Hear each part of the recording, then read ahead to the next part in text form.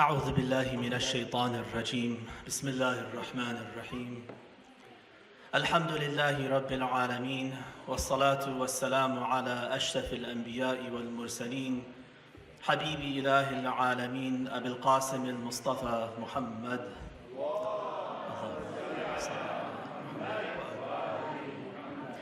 وعلى أهل بيته الطيبين الطاهرين المعصومين رب اشرح لي صدري ويسر لي أمري واحلل عقدة من لساني يفقه قولي.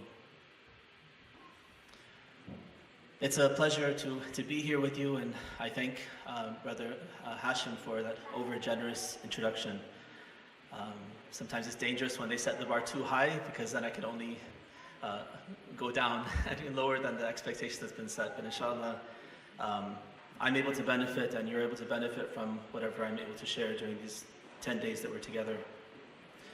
I'd like to begin my Muharram lectures by sharing two hadith that we have from Imam Rida alayhi salam, our 8th Imam.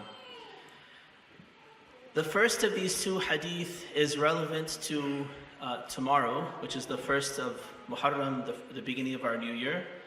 And the second one is in relation partly also to the first day, but to the commemoration of Imam Hussein in general. Imam Rida speaks about some important aspects of the commemoration. And so these two hadith, I think, really set the tone for Muharram for us.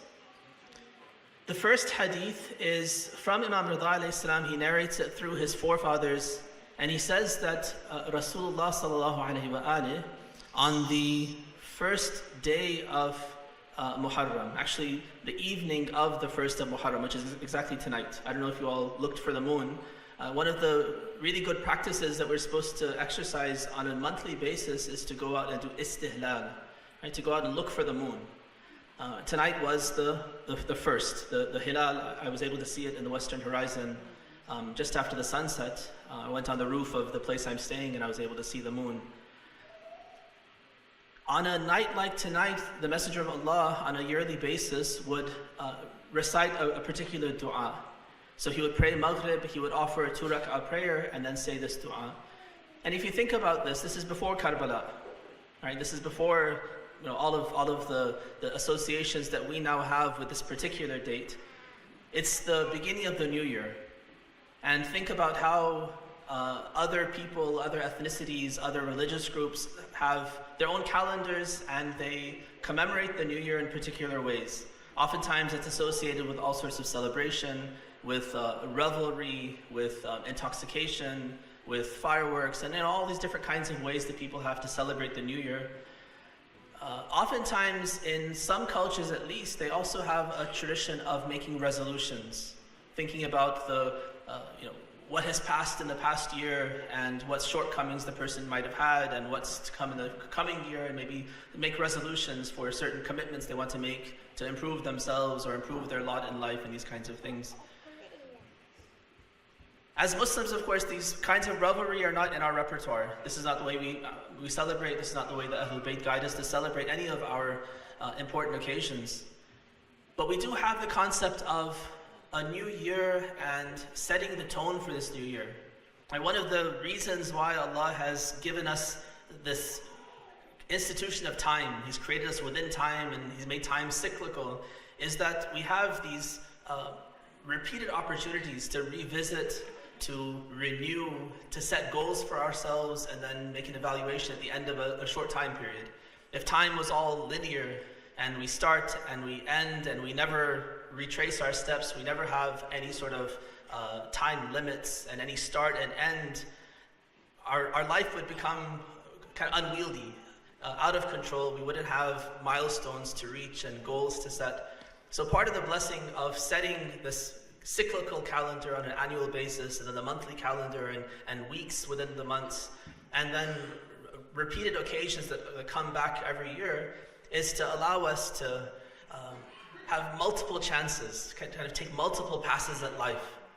So this month I failed on the goals that I set out for the past month. Let me renew that determination, the resolution that I have, and try to do it again. And I have one more month to now accomplish those goals. And then at the end of that month, I can reevaluate and see how well or how poorly I accomplished those goals and make a new goal for the following month.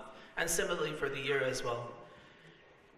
And so Rasulullah gives us a tool to be able to begin the new year on that proper footing. And he tells us to make a dua, and the dua composes of two parts. One is asking Allah to remove from our path those things that are the largest stumbling blocks, the biggest obstacles in our path towards guidance and perfection. And then the other is to help us to facilitate for us the path towards perfection. So the dua is this. So again, he would recite a 2-rak'ah prayer and then recite this following dua. It's a longer dua, but I'll recite the first couple of lines, which really kind of gives you the sense of the dua. He says, Allahumma anta al-ilahu al-qadim, wa hadhihi sanatun jadida. Right, so Allah, we're addressing Him as the eternal God, the everlasting God who is outside of the bounds of time. He has created time. We don't usually think of time as a creation of God. We think of creation as being physical and material. But time itself, which is a necessary quality of all of creation, is something that's part of creation. It's a makhluk of Allah. And He, as the creator of time and a creator of everything else, is outside of the realms of time. He's not bound by time. There's no earlier and later for Allah. Everything's present always, eternally for Allah. And so we address Him as Al-Ilahu Al-Qadim, this ancient God, timeless, unbound by time. But alas, we are created within time. وَهَذِهِ سَنَةٌ جَدِيدَةٌ. This is a new year. A cycle has now ended and it's now going to restart. And I have a new chance to, like I said, reform, to revisit missed goals, to improve on past goals. And so this new year presents itself. But the difficult thing, and the thing that has come in my way in the past year to prevent me from accomplishing my goals and becoming what I wanted to become, there are two things that were standing in my way. One, we say, وَأَسْأَلُكَ, I believe I'm forgetting the words now, but we asked him to help us and give us the strength to fight against shaitan. And then secondly, we ask him to give us the power, al-quwwata ala hadhihi an-nafs al-ammarati bis-su'. Alright, so the two enemies that we have, the two obstacles, one is external. Right? Shaitan is in our way. He's always there to insinuate, to whisper, to tempt us towards evil, to bar us from good, to make good seem evil and evil to seem good. And this external force is constantly in our way, preventing us from accomplishing the goals that we've set out. And so we ask him to help us to have the strength to resist his temptation in the coming year. And secondly, we have an internal enemy as well. It's our own nafs, our base soul, the aspect of ourselves, part of our being, part of the being that Allah has created us with, that pulls us downwards. It's a kind of a gravitational force that pulls us away from Allah spiritually, that pulls us towards our animal nature, towards our desires and these kinds of things. And this is also constantly tempting us towards evil, tempting us to do things that are against the divine will. And so this is also something that we need strength to resist and to counter, to increase our intellect, to increase our connection with Allah. And through His tawfiq, then we are able to suppress that base desire and not wipe it out totally, because it is there and it is something that Allah has created within us, but it's something that needs to be brought into control. It needs to be tamed. It's a wild animal. It needs to be tamed. And once that nafs is tamed, then all those desires and all of those attractions that it has can then be guided into positive pursuits. And that's the goal that we have set out for us. So these are the two prayers that he makes for removing these obstacles in our path. And then he makes a prayer for strength to be able to do all those things, مَا يُقَرِّبُنِي إِلَيْكَ, all those things that bring me closer to you, help me to have strength to do those things. Right? So that's the resolution that we make. It's a general resolution, but it's a very important resolution to ask Allah to remove the obstacles from our path in the coming year and to guide us towards those things that will bring us closer to Him and please Him. And if we can do this, then we'll have become guided, we'll have increased our closeness to Allah, perfected ourselves a little bit more, and at the end of the year we can evaluate ourselves again and see how well we were able to accomplish that, and then make a new resolution for the following year that we become better, we're thankful for whatever accomplishments we were able to make during this year. Recite one salawat, please.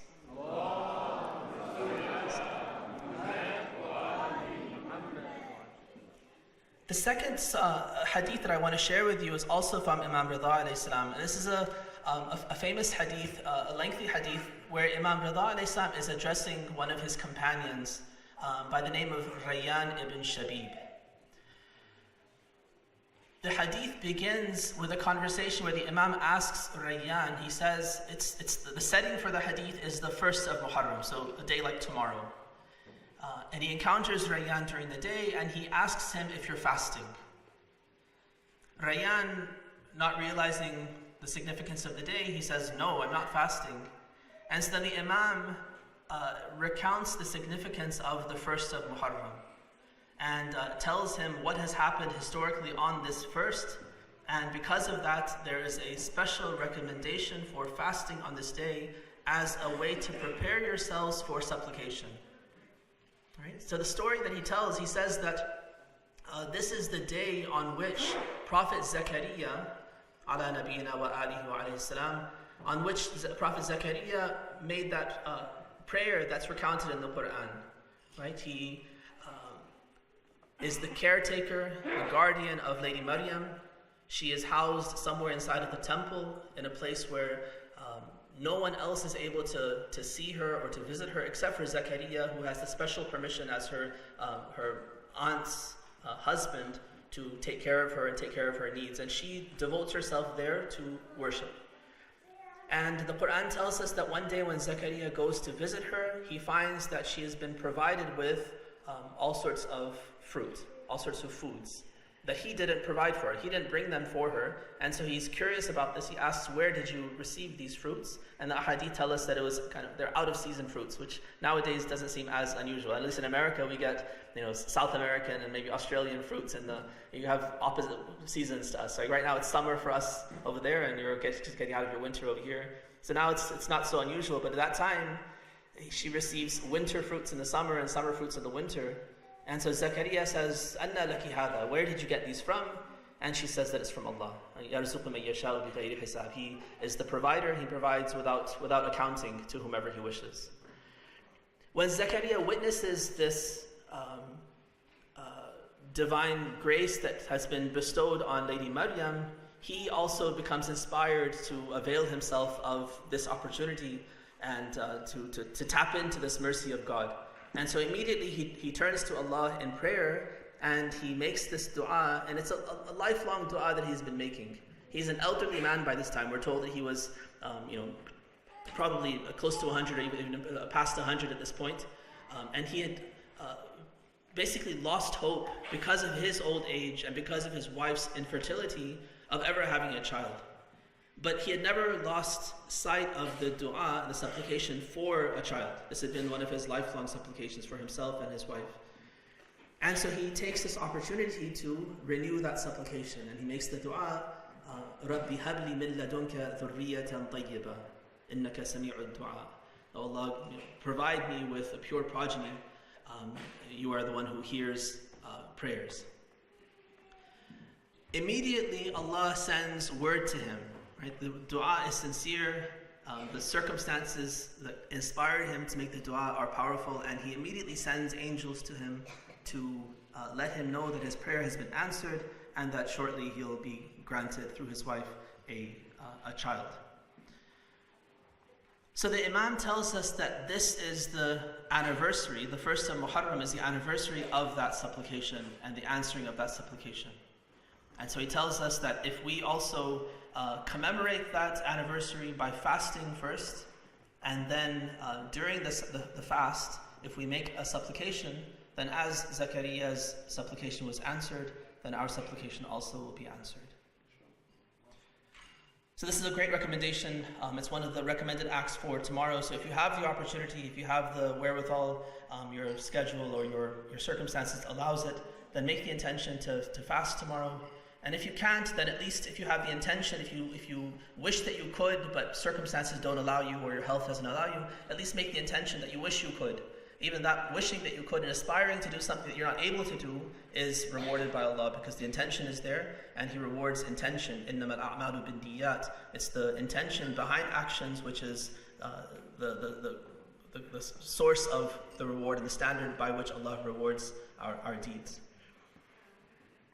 So this connection is created between Prophet Zakaria and the son, who's the product of this dua, Yahya alayhi salam, and this season of Muharram. There are some other connections that are mentioned in ahadith between the personality of Imam Hussein and Yahya alayhi salam. So some ahadith tell us that, for instance, the period of gestation, the pregnancy of the two mothers of these two individuals, were both 6 months long. So instead of the normal 9 months gestation that most humans require, within 6 months these two children were born. And they were born properly. They weren't premature, they were born healthily, and of course they thrived. And so this is one similarity that's drawn between the two. And then the time frame, the significance of the first of Muharram being the time when Yahya is promised by Allah and ordained by Allah, and then the connection between this first of Muharram, the first 10 days of Muharram, and Imam Hussein is also there. And then the martyrdom of these two. Right? They're both martyred in very gruesome ways at the hands or at the behest of tyrannical kings of their time. And so this connection is also there. These are relatively insignificant, not I should say insignificant, but there's relatively superficial connections between the two personalities. There is in a hadith a mention of a maybe deeper connection between Prophet Zakaria and Yahya on the one hand, and the Ahlul Bayt and Imam Hussein on the other. Those of you who have read God's Emissaries, you might recall this story from there as well. After the incident that I just recounted, where Zakaria prays and the prayer is answered, he is surprised that this prayer has been answered after so long. He's very grateful, but he perhaps doesn't see that he is worthy of such a divine grace. And so he asks Allah to confirm the promise of this child with some sort of a sign. Rabbi ja'alni ayah, he says. Give me an ayah, give me a sign that will give me confidence and help me to feel that this is real. It's not something that that I'm not worthy of. That's not actually going to take place. Reassure me through a sign. And so Allah says that the sign that you will be given is that, from this point on, for the next 3 days, your ability to speak will be taken from you. Allah tukallim an-nasa thalathata ayyam. Right, you won't be able to speak for 3 days to anyone.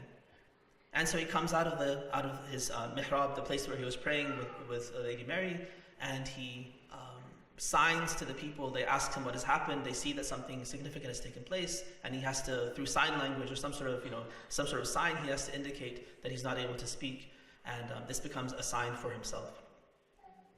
For the next 3 days, while he is in this state of not being able to speak, he engages in dua. By the commandment of Allah, Allah said, وَاذْكُرْ رَبَّكَ بِالْعَشِيِّ وَالْإِبْكَارِ. Remember Allah morning and night during these 3 days, as you have no other ability to speak. Engage yourself in prayer. During this prayer, we're told in a hadith that Angel Gabriel comes to Zakaria, and he teaches him the names of the Ashab al-Kisa, the 5 members of the Ahlul Bayt. And he teaches him the names of Muhammad and Ali and Fatima and Hassan and Hussein.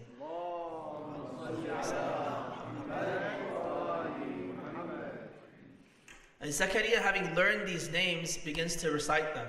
He begins to kind of utter them over and over again. And this kind of pure soul makes this connection with the personalities who have these names.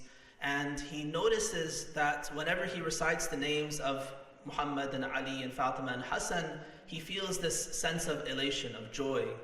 He gets this pleasure out of the mention of their names. But whenever he mentions the name of Hussein, he feels this incredible sadness, this overwhelming sort of a grief that he's not able to control, and he is just pouring tears.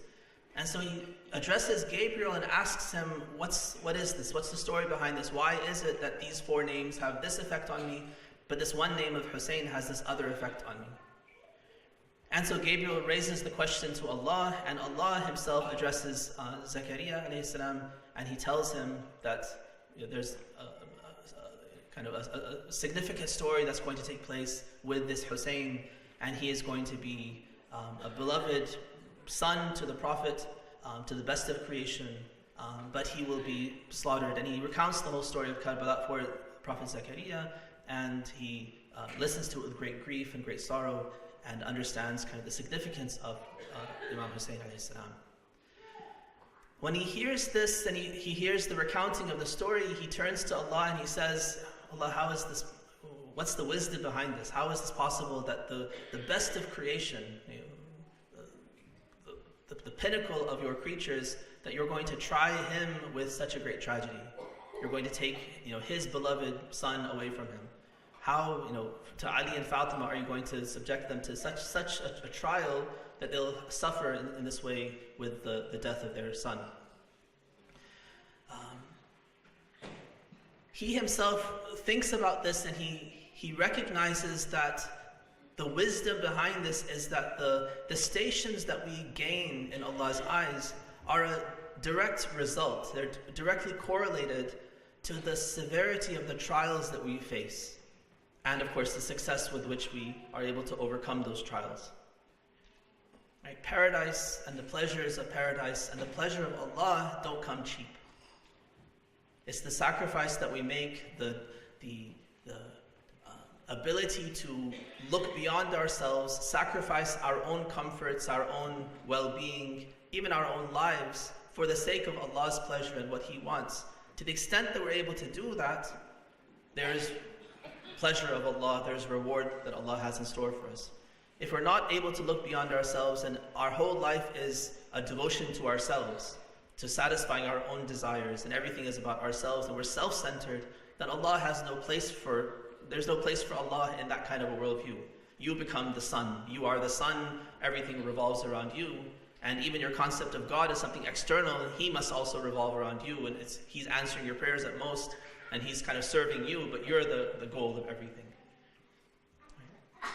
But that reward is for people who are not the sun, but rather they see themselves as one of a myriad planets who are revolving around Allah the sun. He is everything.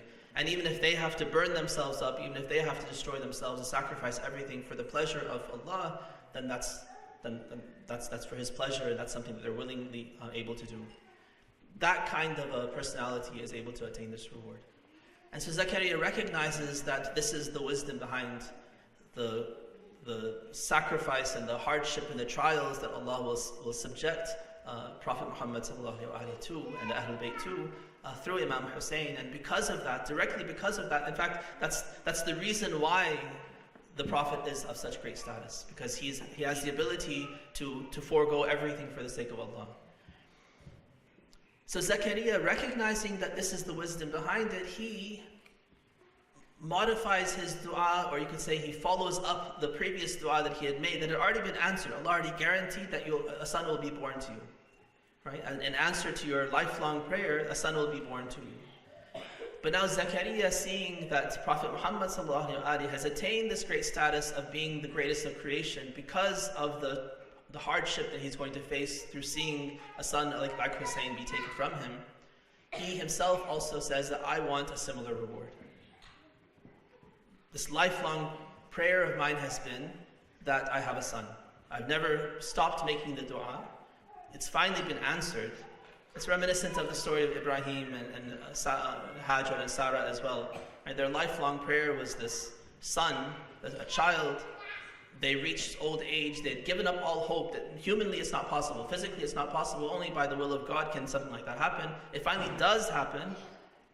And then immediately as soon as this son is born, well, not as soon as the son is born, the son is born and he grows up, and then Allah again demands that same sacrifice of Ibrahim and says, this son of yours, that again is the result of a lifelong prayer, I want you to sacrifice that son.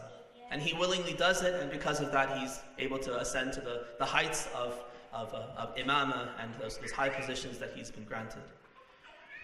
Zakaria also asks Allah that the son of mine that you've promised is going to be born, I wish that you will make him the light of my eyes, make him, the ultimate pleasure of mine in this world, and then make me suffer his loss at the hands of the most despotic, king that there is, the same way that the Prophet and Ali and Fatima will suffer the loss of their son in such a way. I also want to be subjected to that kind of a trial to attain some of the rank and some of the station that Prophet Muhammad has. And so Allah grants that prayer to him, and the result of that is this huge trial that is the life of Yahya alayhi salam, in which he lives in a time when there's a tyrannical ruler, and for very almost very trivial reasons, that ruler, for the love of a woman, ends up having Yahya beheaded, and presents this head of Yahya as part of his bridal gift to this woman that he wanted to marry, and this is the end of Yahya's life. One lesson to learn, though, is that the kind of dua, so I recommended, based on this hadith, that we fast tomorrow and make that fast a preparation for the dua that we ought to ask Allah. Sometimes the duas that we ask are small, right? And we're encouraged to ask for big and small from Allah. We're not supposed to say that, this is too small, let me not bother Allah with it. Bother him with everything. He doesn't mind. There's no limitation to his ability to hear and his ability to answer. He wants us to show that we recognize that we are in complete need. We are impoverished, that we have nothing of our own, and everything we have we need him for. If we make that recognition in our dua, then that's the heart and soul of dua. To recognize that I am nothing, I am impoverished, and I need you. And Musa alayhi salam says, "Inni lima anzalta ilayya min khairin faqir." He doesn't ask for a laundry list when he escapes from Egypt and ends up in Madian. He doesn't give a laundry list to Allah and say, I need clothes, I need a wife, I need water, I need this and that. He doesn't tell Allah what he needs. Allah knows better what he needs. What he does tell him is that I need whatever you give me. I'm in need, you have everything, you know best what I need to have, you fulfill my needs. So sometimes our supplications are small and we set our sights very low. And we shouldn't do that. We should take the lesson from the role models that we have and the prophets and the imams and see the kinds of prayers that they ask for. And Zakaria alayhi salam, he's not asking for something small. He sees the station of the best of creation, the greatest of prophets, his own aspiration, his role model. Right? Zakaria as a prophet is a role model for all of the rest of us, but his role model is Prophet Muhammad sallallahu alaihi wasallam. And he sees that Prophet Muhammad has attained this station because of these trials that he's going to face. I also want the reward of Prophet Muhammad. I also want that reward. Subject me to those trials if you see me worthy. Subject me to those so that I can also attain the same rank as the Prophet, at least some of that rank, and be with him in the hereafter. So that's the kind of prayer that we should offer. Ask for everything. Nothing's too small. Allah can do everything. We're not saying I'm worthy of something. Give me what I'm worthy of. Never. If we have that kind of attitude, then we've missed the whole point of dua. Now we think of ourselves as someone deserving, someone that Allah owes something to. We're no longer abd of Allah. We're no longer servants of God. We now think that He's beholden to us. I offer this prayer, now you owe me reward. That's not the prayer of a servant, of a slave of God. The prayer of a servant is to say, you commanded, I offered the prayer is worthless. I recognize that the prayer is not worthy of you.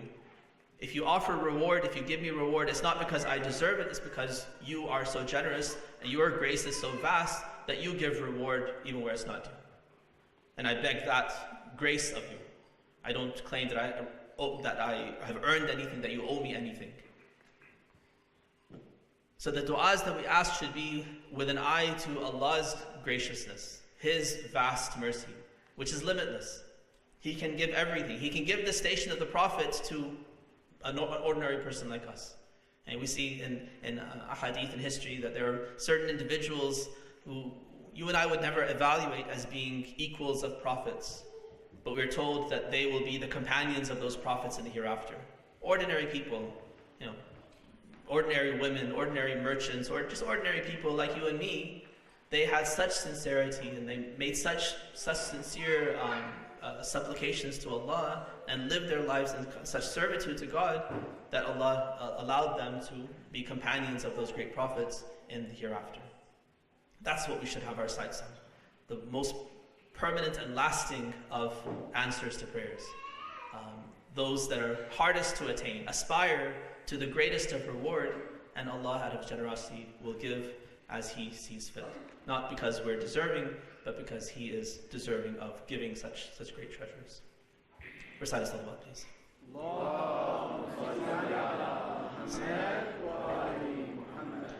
So this is the beginning of the hadith of Imam Rida alayhi salam to Rayyan ibn Shabib. He recounts the story of Zakaria, tells him the significance of the first of Muharram, and says that you should also do this. You should also fast on this day, and then prepare yourself for supplication, and make this connection to the first of Muharram in this way.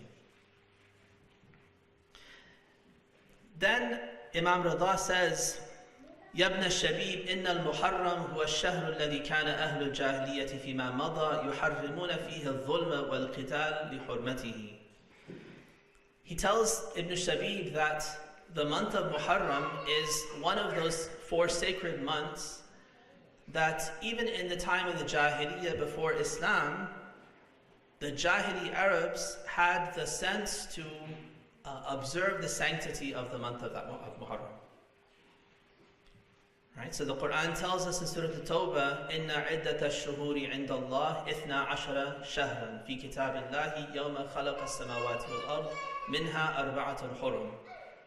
That the number of months in God's eyes is 12, and this has been the case, it's written into creation. It's not something that's been arbitrarily kind of created, but rather it's written into the fabric of creation. And it's been there since the beginning of time. Since the beginning of the creation of the cosmos, these 12 months have been kind of instilled in the fabric of creation. This is the way time is supposed to work. Out of the 12 months, minha arba'atun hurum. There are 4 that are haram months, sanctified months. Right? Special months in which we're told aggression was no longer allowed. Now, 3 of them have to do with Hajj.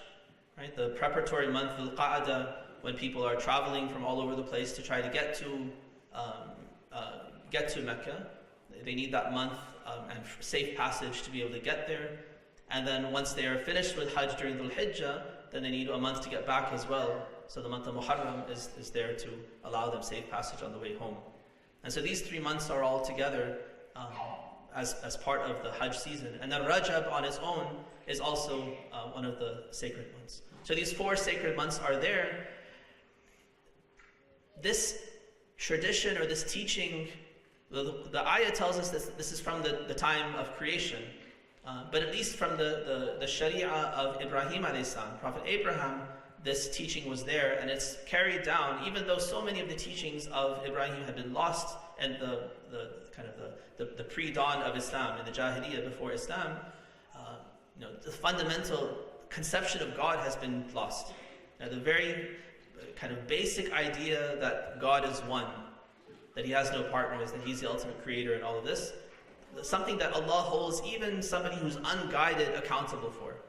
If you have a mind that can think, then you're held accountable for believing that God is there, that He exists, and that He's one.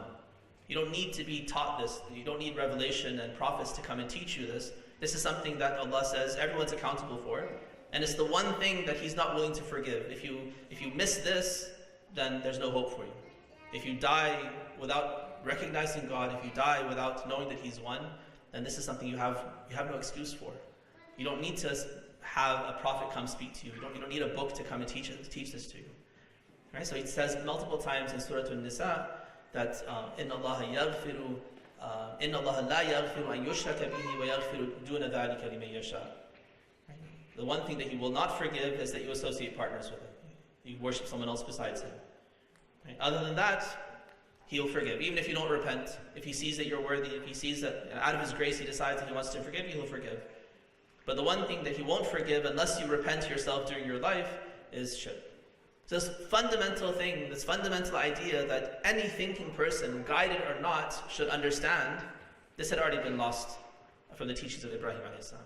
Idolatry was rampant.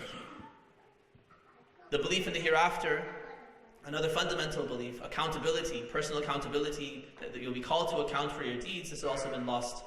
They started to think it far-fetched, a dead person in the ground, body decomposed. How is it possible for God to rebuild this body and resurrect? This is impossible. And so that had been lost as well. Not to mention morality. The morality of the Jahiliyyah was completely anathema to Islam and to the teachings of Ibrahim alayhi salam.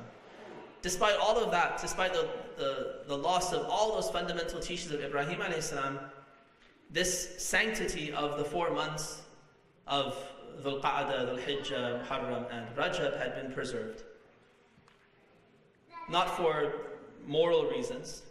Right? The warfare that they were engaged in during this time of the Jahiliyyah was oftentimes petty, their feuds sparked by the silliest of things. Somebody would look at someone the wrong way, somebody would accidentally do something and it would start a feud, and you hurt me, so now I'm going to do more to you, and then I'm going to kill you, and back and forth until sometimes 100 years have passed and there have been generations of feuds, and they couldn't even remember what they started fighting about, but they just know that they had to kill someone from that tribe because they did something in a previous incident to their tribe. And these are the kinds of fighting that they experienced. But even with that kind of mentality, once the month of Dhul Qa'dah, Hijjah, Muharram would come, they would say, okay, truce now. For 3 months, we're not going to do anything. Right? We'll continue afterwards, but at least during these 3 months, we'll observe the sanctity. To the point that there were some incidents. Our historians tell us that there are 4 incidents, 4 wars that were fought, known as Hurub al-Fijar. Right? They recognized that these were sacrilegious wars, illegal wars. They even called them Hurub al-Fijar. Right? Fijar, this root Fajr means to rip something. The Fajr, which is the dawn, you have darkness, and the sun kind of comes up and rips the fabric of the black sky apart and kind of rips through it. That's why it's called Fajr. Right? Infijar means to explode and to rip something apart. And so the root Fajr, and Fijar in this case, is sin. Right? You're kind of throwing out morality, ripping apart morality, and doing something that's criminal. So in the Jahiliyyah, they had engaged in a few wars during the months of, during these sacred months, but they themselves recognized that these were sacrilegious wars, illegal wars. They engaged in them regardless. And the last of these 4 was the one that some historians claim that Abu Talib and even Rasulullah, when he was in his 20s, participated in an effort to bring their personality down and to malign them. Right? This propaganda was created to implicate Abu Talib in his holiness, in his greatness, that he also sunk to this level and violated the sanctity of the 4 months, and he engaged in this 4th of the Hurub al-Fijar. Right? The same sources tell us that the ancestor Harb ibn Umayyah, the ancestor of the Umayyads, he had the wisdom and the foresight not to participate. Right? Whereas Abu Talib, the ancestor of Ali, the protector of the Prophet, for Banu Hashim, he participated. Right? The sources also, they're mixed up. So we have some that tell us that Abu Talib had the wisdom and the foresight. He actually advised the Banu Hashim and told them that this is a sacred month. The war itself is not worthy of fighting. It's in a sacred month which has an additional sanctity to it that we can't violate. And I forbid anyone from Banu Hashim to participate. And when that happened, then the others pulled out as well. Umayyah and the other tribes, they didn't have the guts to participate in a war in which Abu Talib's stamp of approval was not there. Right? So they didn't participate in the war, but the point is that this propaganda was spread to try to bring the station of Abu Talib down, to bring the station of Ali's ancestors down, and to promote the position of the ancestor of the Umayyads, the ancestor of Muawiyah and these others, and make them seem like they were wise back in the Jahiliyyah, whereas Abu Talib was this mushrik, and he committed all these different crimes, and look, he even violated the sanctity of one of the sacred months.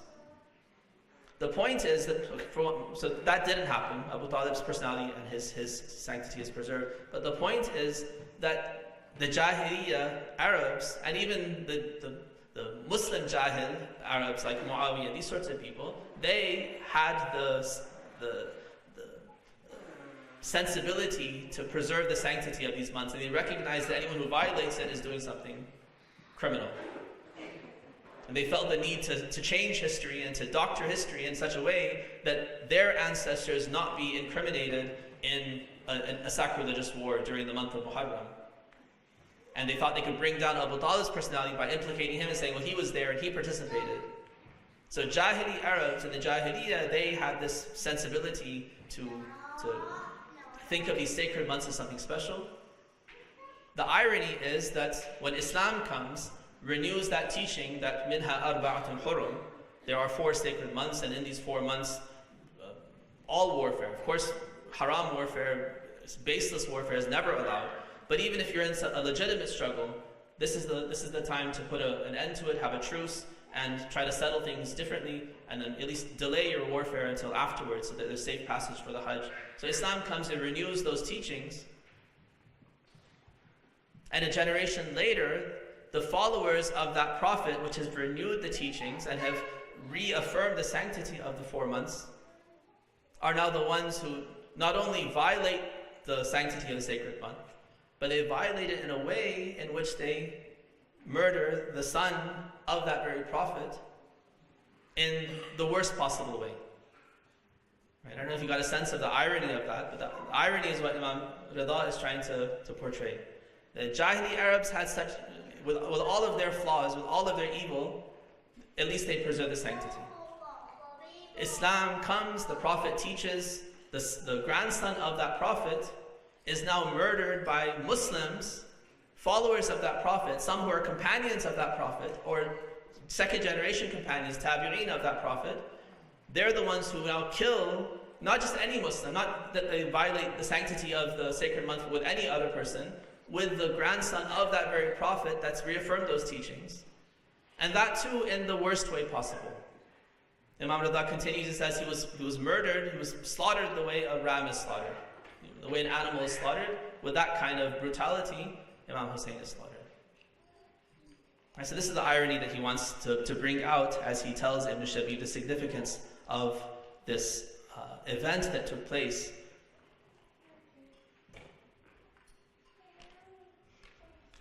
Then he continues and he starts to recount some of the events of Karbala for Ibn Shabib.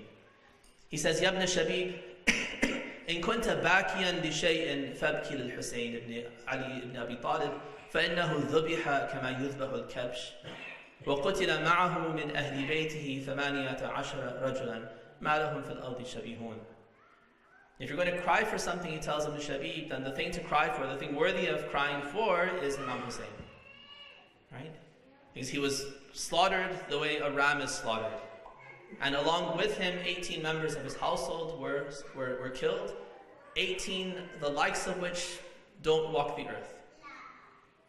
18 inimitable people, the best companions possible, the best Ahlul Bayt possible, were there with him, and these people were slaughtered with him by this ummah of the grandfather of Hussein.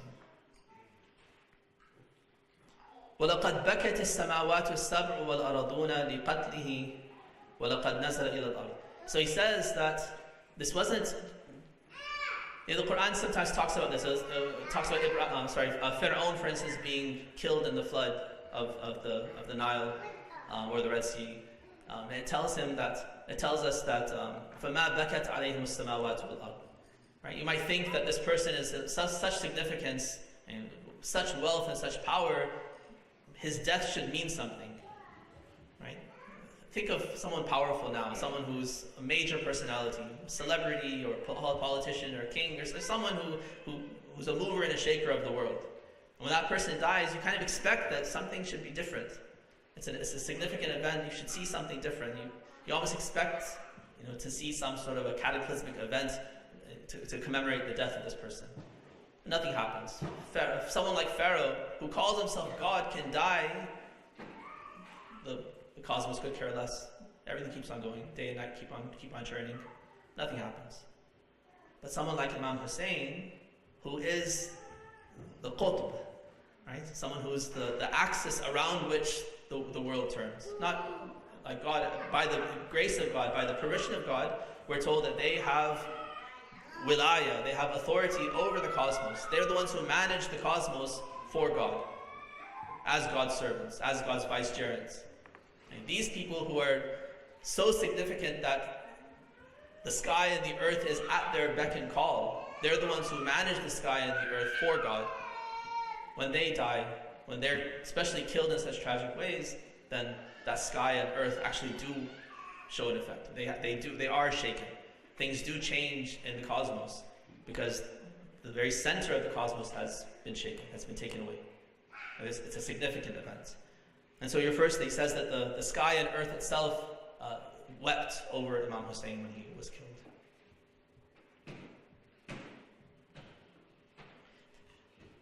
Then the Imam recounts several actions that he wants us to engage in. He says that if we engage in these actions, the reward for them is incredible. He says that يا ابن الشبيب إن بكيت على الحسين حتى تصير دموعك على خديك غفر الله لك كل ذنب أذنبته صغيرا أم كبيرا قليلا كان أم كثيرا. That if you cry for Imam Hussein till the tears run down your cheeks, that Allah will forgive all your sins, small or big, many or few. Then he continues and he says one step further, one step above that. He says, يَا ابْنَ شَبِيبْ إِن سَرَّكَ أَن تَلْقَ اللَّهَ عَزَّ وَجَلَّ وَذَا ذَنْبَ عَلَيْكَ فَزُرِ الْحُسَيْنِ. Not only your past sins that you've committed, now if you want to reach Allah and meet Him on the Day of Judgment without any sins, all your past sins and whatever future sins you're going to commit between now and the time that you die, if all of them are wiped clean and you come with a clean slate before Allah, then the key to that is ziyarah of Imam Hussein. Go and visit Imam Hussein's grave and perform the ziyarah, and you'll have this ability to reach Allah with a clean slate. He steps up even more. He says, يَا ابْنَ شَبِيبْ إِن سَرَّكَ أَن تَسْكُنَ الْغُرَفَ الْمَبْنِيَّةَ فِي الْجَنَّةِ مَعَ النَّبِيِّ فَلَعَنْ قَتْلَةَ الْحُسَيْنِ. Not only that, not only you want to meet Allah with no sin, but now you want to have the station of the Prophet, be in these kind of raised palaces in paradise with the Prophet sallallahu alaihi wasallam. Then the key to that is to call down the damnation of God on the killers of Hussein. Then he goes even further. He says, إن سرك أن يكون لك من الثواب مثل ما لمن استشهد مع الحسين فقل متى ما ذكرتهم يا ليتني كنت معهم فأفوز فوزا عظيما. If you want to have and share in the reward of those who were killed with Hussein, then the way to do that is to, whenever you remember them, whenever you think of them, utter this phrase, that I wish I could have been with them. Would that I had been with them, that I could also have attained this great victory that they attained. And the final thing that he mentions is, إن سرك أن تكون معنا. If you want to reach our level and be at our درجات العلا من الجنان, the key to that is فَحْزَنْ لِحُزْنِنَا وَافْرَحْ لِفَرَحِنَا. Align yourself with us in such a way that your pleasure and your pain, what makes you happy, what makes you sad, is in line with what makes us, the Ahlul Bayt, happy and sad. When you see that we are happy, that automatically, because you know who we are, that makes us happy. That makes you happy as well. When you see that we're aggrieved because of something, then that makes you also aggrieved because of it. And because your connection has become so tied to them, your likes and dislikes are aligned with theirs. Like theirs are aligned with Allah. They are pleased when Allah is pleased, and vice versa. Allah is pleased when they are pleased, and the anger and everything is totally in line because they're completely in line with Allah as awliya of Allah. So if we are able to attain that station where they as our role models become the standard for our happiness and our grief, then they offer us the station that they have in paradise, and that will be there for us as well. So this hadith serves to kind of set the tone for these first 10 days. I like to go through it each year and kind of renew our connection with this so that we refocus and make sure that our commemoration during these 10 days is in line with these teachings. That these goals that he set out for us, to become emotionally tied, to become intellectually in line with the teachings of Imam Hussein, to align yourself in such a way with true wilayah, right? Tawaddi, where we're aligned with them, and tabarri, we're completely averse to anything that's anathema to them, anything that's their enemy, anything that's against them. Right? That kind of alignment is the ultimate goal of these commemorations. And so anything that we can do to raise that awareness within ourselves that can align us with Imam Hussein is good, and anything that can help us to disavow and separate ourselves with the enemies of Imam Hussein is also part of that. And that's where the la'an and the salam come in the ziyarah as well. Inshallah, from tomorrow I'd like to begin a series for the remaining 9 days. The topic is going to be about misguidance. Misguidance, causes and cures. What are the factors that cause our misguidance, and then how can we escape from those and prevent those and reform ourselves and refine the guidance Allah has given us and find our way back to Him, inshallah. I ask Allah to help us during these 10 days to remember Imam Hussein in a way that's fitting, to allow us to become closer to Imam Hussein and thereby to Allah Himself. Help us to have the tawfiq to fast and answer our prayers on the 1st of Muharram, and connect us with the Prophets and with the Ahlul Bayt in this world and in the hereafter, inshallah. Salawat ala Muhammad.